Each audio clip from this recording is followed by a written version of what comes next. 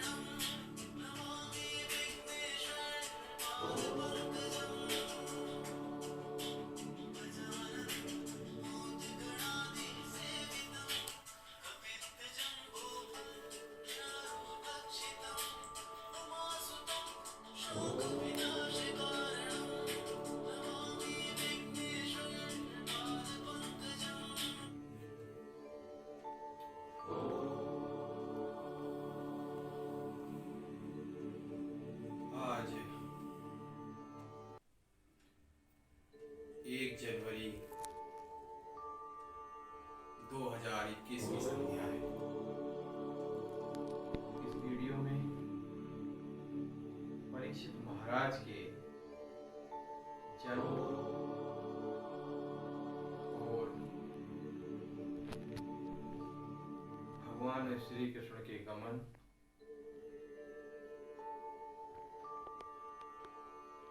साथ में गांधारी और उनके पति का धृतराष्ट्र का गमन और कलयुग का आगमन, इसकी कथा का श्रवण करेंगे। अश्वत्थामा ने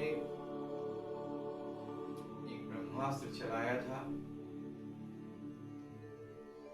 जो अभिमन्यु की पत्नी उत्तरा के गर्भ में जाकर उस गर्भस्थ शिशु का अंत करने के लिए चलाया था।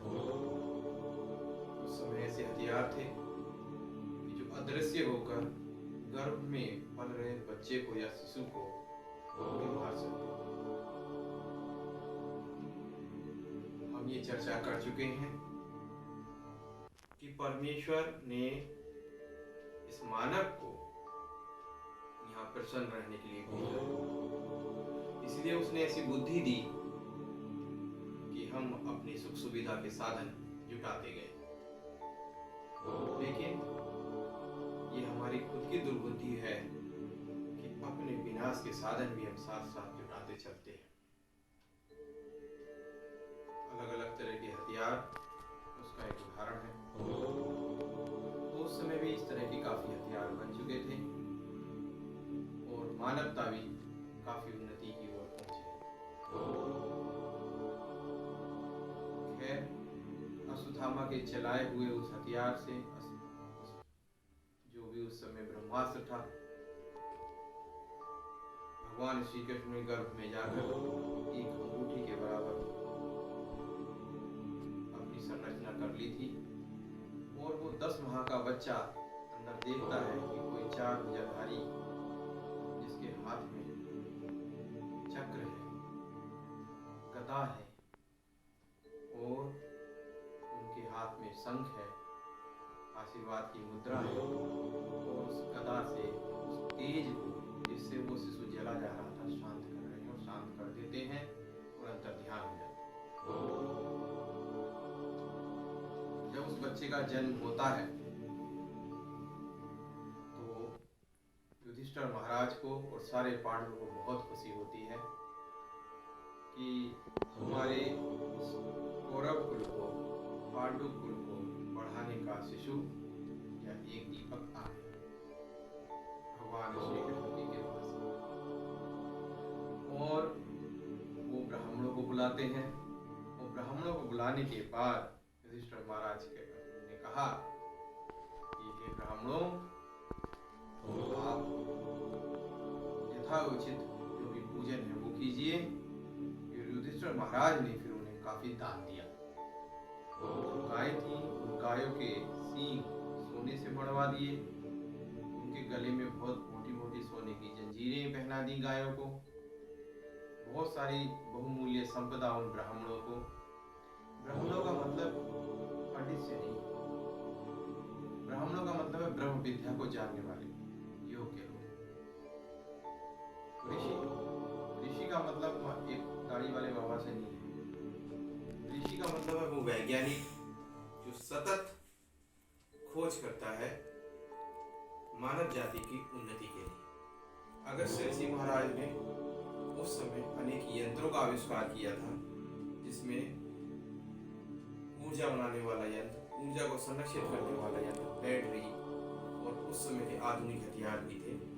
आप जब वेद पाठ करते हैं तब इसका विवरण आता है। खैर, यहाँ पर बात चली है युधिष्ठिर महाराज की। युधिष्ठिर महाराज ने काफी दान दक्षिणा दी। उसके बाद उन पंडितों ने उस बच्चे का नाम रखा विष्णु। उन्होंने कहा क्योंकि यह बालक भगवान विष्णु की कृपा से हुआ है, श्री कृष्ण की कृपा से हुआ है, इसलिए इसका नाम हम विष्णु राज रखेंगे। अब क्या हुआ, जब बच्चे का जन्म हुआ तो ये इधर उधर देखने लगा, ये वो कहाँ है, छोटा सा जिसके 4 हाथ थे, सिर पर मुकुट था, मुकुटमणि चमक रही थी और इतने शांत थे, इतनी सुंदर उनकी मुस्कान थी जिसे देखकर मन मोहित हो रहा है। वो सुंदर गले में उन्होंने माला पहनी हुई थी, बनवाना पुष्पों की माला पहने हुए थे। वो आशीर्वाद रूपी स्वरूप कहाँ है, वो चरण कमल कहाँ है, वो कृपा निर्धान कहाँ है। तो जब ये ऐसे देख रहे थे तो लोगों ने कहा ये तो इधर उधर परीक्षा कर रहा है, इसका नाम रख दो परीक्षित। तो विष्णु रात का नाम इस तरह से परीक्षित हो गया। अब ये बच्चा धीरे धीरे बढ़ने लगा। जब ये बच्चा बढ़ रहा था तो उसी समय में क्या हुआ, भाई सारे तुम्हारे गए थे दुर्योधन से। अब युधिष्ठिर के साथ जो रह रहे थे वो रह रहे थे कौन, धृतराष्ट्र और गांधारी। युधिष्ठिर और सारे पांडव बड़ी सेवा करते थे। देखो सदाचारी लोग ऐसे होते हैं। जो गांधारी है, गांधारी तो फिर भी सही थी, लेकिन धृतराष्ट्र ने क्या नहीं किया। धृतराष्ट्र ने पांडवों को मरवाने के लिए सारे उपाय किए, सारे के सारे उपाय। भीम को तो जहर भी दिया और एक नदी में डलवा दिया। वो तो उनके नाना जी नागराज थे और उनको शक्ति मिल गई, अलग बात थी, लेकिन बुरा तो वो करते रहे। ये युद्ध भी धृतराष्ट्र की वजह से हुआ। धृतराष्ट्र को अगर चाहते तो 5 गांव दे देते। तो धृतराष्ट्र ने क्या नहीं किया था नष्ट करने के लिए पांडवों को, लेकिन पांडव उनकी बड़ी सेवा करते थे और अपने जो जैसे पांडु की और कुंती की सेवा करते उसी तरह से धृतराष्ट्र की और गांधारी की सेवा कर रहे थे। अब एक पूरे महाभारत में एक पात्र ऐसा है जो महाभारत में रहा भी और अलग भी रहा, वो थे विदुर जी। विदुर जी शुरू से धृतराष्ट्र के साथ रहे, इनके भाई थे, लेकिन फिर क्या किया, जैसे ही युद्ध शुरू हुआ उन्होंने कहा कि इन दोनों के बीच में युद्ध होगा, पांडव भी मेरे प्रिय हैं, कौरव भी मेरे प्रिय हैं, तो वो तीर्थ स्थान को निकल गए थे। अब जब युद्ध हो गया तो ये विदुर जी आ गए। युधिष्ठिर ने बड़ा मान सम्मान किया इनका, सारे पांडवों ने बड़ा मान सम्मान किया, सेवा की, उनकी जो भी उस समय बढ़ाई कर सकते थे अपने चाचा की वो सब की। कि चाचा जी आपने हमें, हम एक जब बन गए थे, अज्ञातवास में गए थे, तब आपने हमारी रक्षा की। और एक बार हमें जो था एक महल बनाया गया था लाक्षा गृह, उस महल में हमें जलाने की व्यवस्था हो कर दी थी, उसमें भी आपने हमारी रक्षा की थी। पता नहीं कितनी जगह आपने हमारी रक्षा की थी, आप तो हमारे बिल्कुल पिता समान हैं। तो बड़ा ऐसे किया। अब क्या हुआ, विदुर ने एक आग लगा दी कैसी आग लगाई? विदुर ने धृतराष्ट्र से कहा, भैया एक बात बताओ, आपकी इस जो जीने की लालसा है खत्म नहीं हुई। आपके तो सारे बच्चे मारे गए, सारे जवान लड़के मारे गए, आपकी लड़कियां विधवा हो गई, और जिन्होंने मारे उनके घर में आप रह रहे हो, उनकी रोटी खा रहे हो, उनके टुकड़े खा रहे हो। और जिस भीम को मारने की आपने क्या चाल नहीं चली, लास्ट में भी अंत में भी आप उसे गोद में लेके ऐसे गले मिलकर उसे बिल्कुल चूरा करना चाहते थे। उसके मन में घृणा नहीं होगी? चलो नहीं है, वो सेवा भाव से आपको रखे हुए, आपके मन में तो कुछ होना चाहिए। अब वो कहते हैं कि बड़ी अजीब बात है, सब कुछ खत्म हो गया, फिर भी आप जो है आपकी जीने की लालसा नहीं गई। अब देखो, समय अपने साथ साथ सब कुछ करता है। अभी आपका शरीर धीरे धीरे क्षीण हो रहा है, पुराने कपड़े की तरह से खत्म होने वाला है। कितनी आप इसकी सेवा कर लो, ये नष्ट होगा ही होगा। तो अब एक काम करो, जब ये नष्ट हो उससे पहले ही अपना काम बना लो। बोले क्या काम बना लूं? बोले चुपचाप चलो, वन में चलो, हिमालय पर्वत की तरफ चलते हैं, वहां जप और ध्यान करो और अपना उद्धार करो। ठीक है?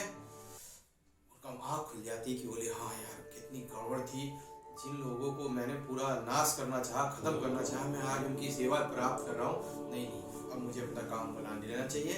और देखो, सही बात तो ये है, जब व्यक्ति के मन में ईश्वर के प्रति श्रद्धा आ जाए, अपने उद्धार करने की भावना आ जाए, तब उसे जब जागो तभी सवेरा। अब रात में चुपचाप विदुर जी गांधारी को और धृतराष्ट्र को लेके चंपत हो गए। सुबह युधिष्ठिर जी उठे तो बड़े परेशान हुए, बहुत ज्यादा उन्होंने संजय से पूछा। संजय उनका खास सेवक था। अरे कहाँ गए मेरे इतने मेरे माता पिता के समान थे, कहाँ चले गए? क्या वो बड़ा खोजबीन करी, वो नहीं मिले। तब नारद जी ने आके उन्हें बताया कि तुम्हारे जो बुजुर्ग हैं वो तपस्या करने गए हैं, 5 दिन बाद एक आग योग आया, योग अग्नि में वो अपने आप को भस्म कर लेंगे। गांधारी भी उसी योग अग्नि में भस्म हो जाएगी। और इस तरह से तुम उनके लिए शोक बिल्कुल मत करो, क्योंकि वो जप और ध्यान में लग गए हैं और उन्होंने पूरा मन भगवान के चरणों में लगा दिया है। और वो भी काल के एक अंश थे, कार्य पूरा करने आए थे, दुष्टों को एक जगह इकट्ठा करके समाप्त करवाने में भगवान श्री कृष्ण की लीला में वो भी शामिल थे। अब वो उन्हें काल में मिल जाएंगे। अब आप इस पे ध्यान मत दो, अपने राजकाज पे ध्यान दो। नारद जी की बात सुन के युधिष्ठिर को थोड़ा सा शांति होती है। अब युधिष्ठिर कहते हैं अर्जुन से, अर्जुन भाई तुम जाओ श्री कृष्ण के पास द्वारिका। बड़े बुजुर्ग भी चले गए, तुम द्वारिका से खबर लेकर आओ कैसे। अब 2 महीने 3 महीने 4 महीने 6 महीने बीत गए और ये अर्जुन आए ना। और इधर जो है क्या होने लगा, इधर अपशगुन होने लगे। भागवत में कुछ अपशगुनों के बारे में बताया गया है। हम अंधविश्वास की बात नहीं कर रहे, लेकिन भागवत में जो बताया गया वो हम आपसे डिस्कस करेंगे। वो कहते हैं क्या होने लगा, वो ये कहते हैं कि उनके बाईं आंख, बायां हाथ और बाईं जगह ये भड़कने लगी है। और क्या हो रहा है, अच्छे पशु जो है बाएं निकल जाते हैं और बुरे पशु दाएं आ जाते हैं, इस तरह का। और वो कह रहे हैं उस समय के भी कौवा जो है रात में बोलने लगा है, उल्लू दिन में बोलता है, यानी कि सब विपरीत स्थिति हो रही है। तो अपशगुन का मतलब ये नहीं कि आप इससे हो अपशगुन होगा, जब इसे कहते हैं समय का विपरीत होना, सब कुछ उल्टा पुल्टा होना। भाई उल्लू रात में बोलना चाहिए, वो दिन में बोल रहा, कौवा दिन में बोलना चाहिए, वो रात में बोल रहा। तो ये अंग दाएं फड़कने चाहिए, यानी कि काम करने की बात। बाएं फड़कने यानी काम दाएं से होता है, तो हम बाएं यानी कि आलस, कुछ इस तरह की। और लोग कैसे हो गए, हमारे राज्य में भी लोग कैसे होने लगे, पापपूर्ण व्यापार करने लगे। बिजनेस करने में कोई नुकसान नहीं है, व्यापार करने में कोई नुकसान नहीं है, लेकिन जब आप पापपूर्ण व्यापार करते हो, लोगों को कष्ट देके धन कमाते हो, वो लोगों को दुख देके धन कमाते हो, वो व्यापार पापपूर्ण व्यापार कहलाता है। कष्ट और कपट के द्वारा किया गया व्यापार पापपूर्ण कहलाता है। और ये जानो, भले ही घोर कलयुग कितना हो, ये पापपूर्ण कपटपूर्ण व्यापार मानव की आपका संतान परंपरा है उस पर प्रभाव डालता है, आपका संतान पे प्रभाव डालता है। आप देखना आगे बच्चे उतने कामयाब नहीं होते जितने वो होने चाहिए। खैर आगे चलते हैं। अब इन्हें लगने लगा कि विपरीत समय आ गया, लेकिन फिर क्या हुआ, अर्जुन आ जाते हैं। और अर्जुन आए, अर्जुन से युधिष्ठिर ने कहा, भैया ये बताओ, द्वारिकापुरी में हमारे स्वजन संबंधी मधु, भोज, दशहर, आर्य, सतवत, अंधक और वैष्णवंशी यादव कुशल से तो हैं। हमारे माननीय नाना सूरसेन जी प्रसन्न तो हैं। छोटे भाई सहित मामा वासुदेव जी तो कुशल पूर्वक हैं।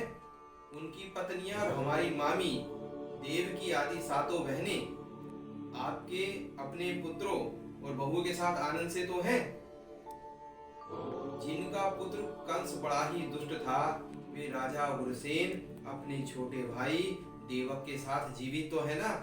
हृदीक उसके पुत्र कृतवर्मा, अक्रूर, जयंत, गद, सारण तथा शत्रुजीत आदि यादव वीर सकसुल से तो है ना, कुशल पूर्वक है। अब अर्जुन किस तरह से कहते हैं, अर्जुन कहते हैं कि देखो, जिनकी कृपा से मैंने द्रौपदी को स्वयंवर में जीता था, और जिनकी कृपा से पूरे महाभारत में मेरी जीत हुई,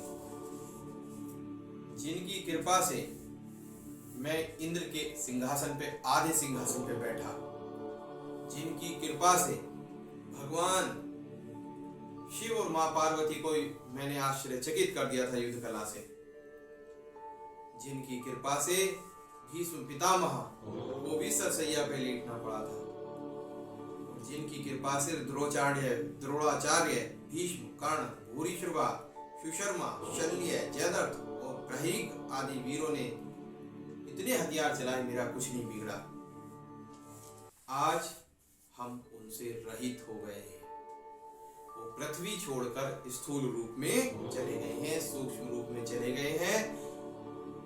और देखो उनके जाने से हुआ क्या कि जो लोग इतने बड़े बड़े विद्वान मेरा कुछ ना बिगाड़ पाए, इतने बड़े बड़े शक्तिशाली लोग मेरा कुछ ना बिगाड़ पाए, थोड़े से यादवों ने, क्योंकि मैं श्री कृष्ण की पत्नियों को लेके आ रहा था, माताओं को लेके आ रहा था, वो मुझसे छीन ली, मैं उनकी भी रक्षा न कर पाया। मुट्ठी भर यादवों ने मुझे हरा दिया, पीट के भगा दिया, उंगली बजा दी।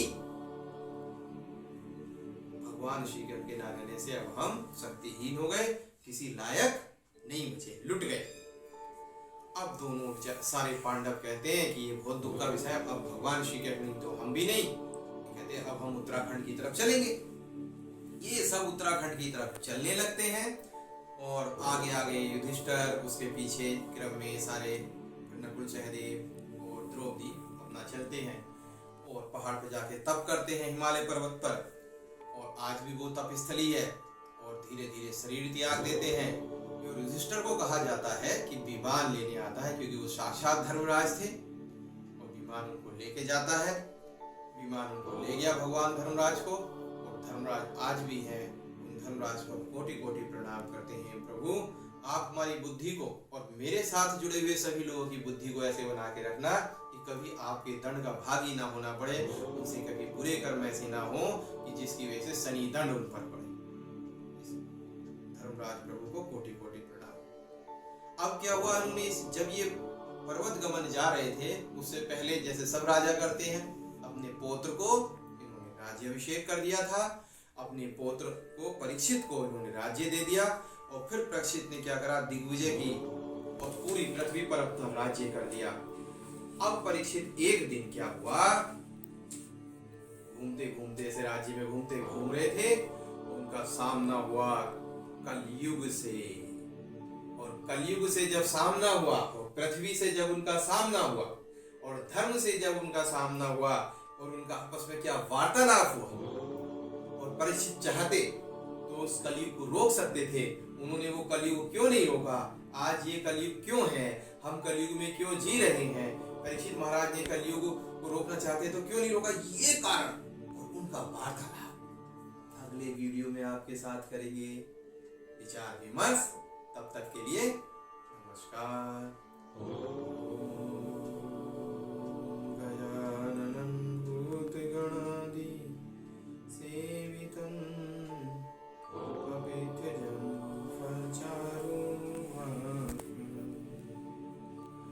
उमासुतं रोगशोकविनाशकारिकं नमामि विघ्नेश्वरं पादपङ्कजं।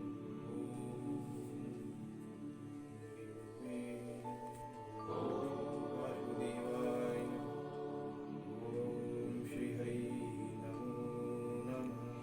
शान्ताकारं भुजगशयनं पद्मनाभं सुरेश्वरं विश्वधारं गगनसदृशं मेघवर्णं शुभाङ्गं लक्ष्मीकान्तं कमलनयनं योगभ्यध्यानगम्यं वन्दे विष्णुभवभयहरणं।